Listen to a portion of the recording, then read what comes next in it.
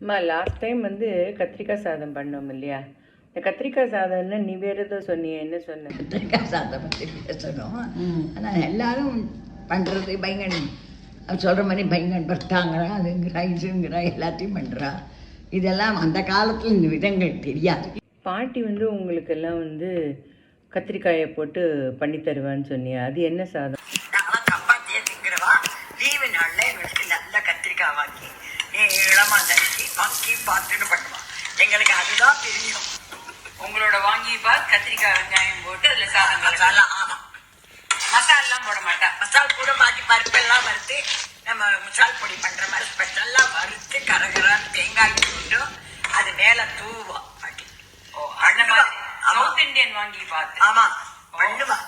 எல்லாத்தையும் சாப்பிட்றதுக்குன்னா எவ்வளோ பண்ணுவான்னு நினச்சி பாருங்க. ஏன் வாங்கி பார்த்தேன் பேரு? வாங்கினா கத்திரிக்காய்க்கு பேரு பம்பாயில மார்க்கெட்ல.